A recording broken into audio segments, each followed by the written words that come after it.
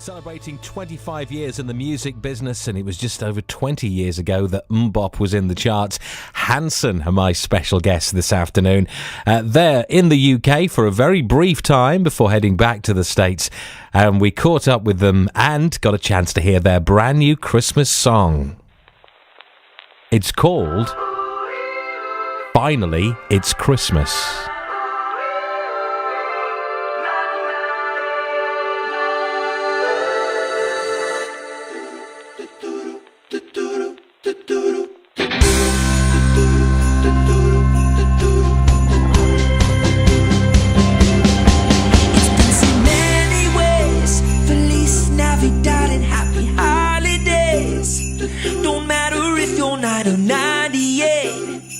Everyone's waiting for a chance to say, finally it's Christmas.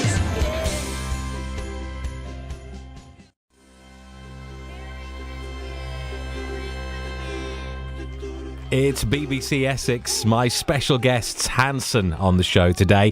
Finally, it's Christmas. That's their brand new single and also the title track of the album, which features some amazing songs in there as they make their way around some classic Christmas songbook. But also, I was chatting to them about growing up together and the way it all began, because these boys are very much musicians to the heart, and in fact, all learned to play the piano at a very young age, which stood them in good stead in the years to come. Yeah, exactly. I mean, it's the base, it's the base for so much. You can arrange and create and you get your mind it's around a composer's instrument and literally designed as a composer's instrument. Yeah, exactly. I would say it's probably that way because I think we all come to our instruments as tools, not necessarily because I'm a drummer, right, by trade, but I've never been a guy that really studies drummers. I love songs, and then the drums just play this core role in making a great song and making that sound we want to hear. I mean, you hear that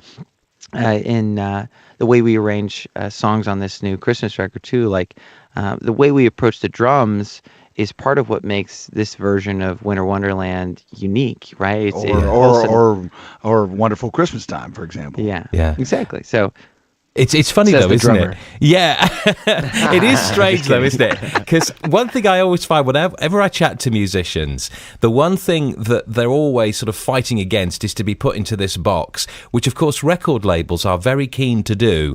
Once you have a hit with a certain image, they want you to keep doing that same thing. And I would imagine as musicians yourself and wanting to keep going, you kind of want to go in different directions and do other stuff. Did you find that you were fighting against that during the big success times particularly? Well, I think the main thing is people want things simple, and a lot of understanding what you are is a matter of people going, well, how do I associate you with something? And I would say we've definitely, like every band, you have certain boxes that you get put into, but our way, I think our mission was more to maintain the course that we were always on. A lot of things have changed over the years, but much of who we are in our core has stayed the same. And I think, I go back to this very funny kind of portion of interviews that always showed up when we were, young kids, which was, oh my gosh, I mean, the things that make you guys so different is, you write your songs and you play your instruments. And we went, wait a second. I thought that was in the job description. That's like, don't you have to do that?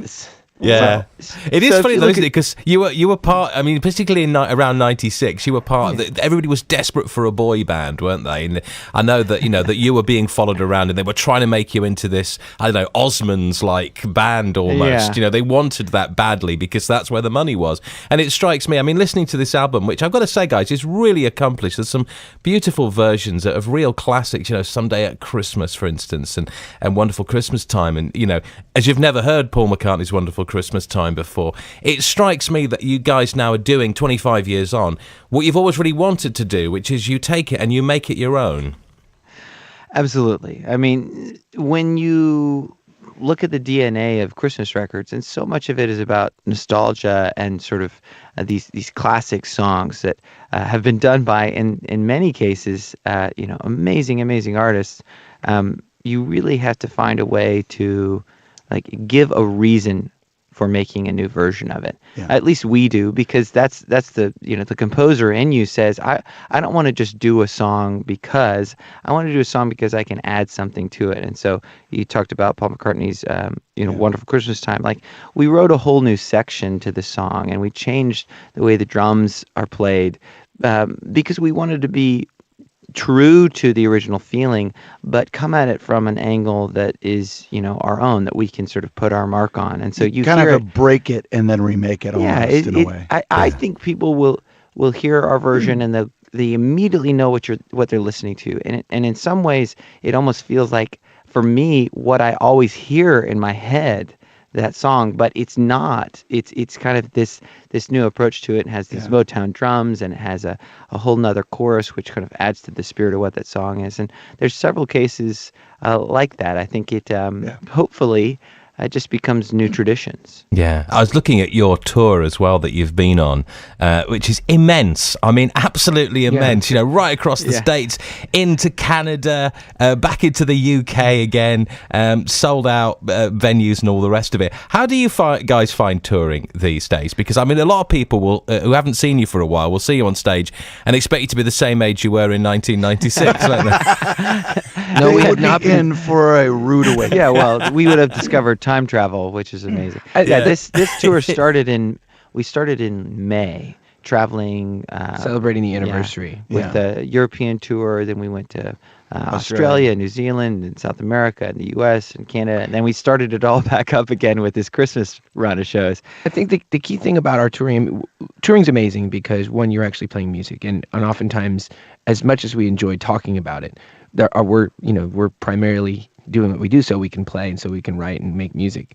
And so it's incredible to do that. And truly huge shout out to the following and many of the fans we've continued to stay connected with for all these years. Because when you go out to play a show, you're not walking in and talking to strangers. You're talking to, I mean, yes, people discover your music on your second album or third album, but you're going out and connecting with people that have already made a commitment to you in a way. They've chosen to buy an album, buy a ticket, show up and listen. And so it's incredibly exhausting touring the world, but it's an amazing thing to be able to. It's the dream. It's the dream to go to. Yeah. I mean, how strange to write a song somewhere in a room. And I remember, Finally It's Christmas, thinking about this little back corner of my house where the little song started, and then all of a sudden you travel to to the UK, or you travel to Rio, or you travel to Sydney, Australia, and you're singing back these songs with people. Yeah. I think it's an amazing thing, and it's sort of easy to kind of go, the jet lag, and oh man, backstage you kind of make your normal seem mundane, because whatever you do is it's normal to us in some way, but it's important to remember how extraordinary it is, especially to be able to have 2 decades plus where we've been able to share music, and we're not just sharing the hit single, we're sharing a connection, and that's actually kind of the business we're in. We're in the business of sort of lifting people up and getting you out of the mundane and bringing you to something we're all sort of reaching for. Wow, it's been great having you on the show today, guys. Finally, it's Christmas. The album and single is out now. Isaac, Taylor, Zach, thanks very much indeed, guys. Have a great tour. Thanks so much. Thanks for having me.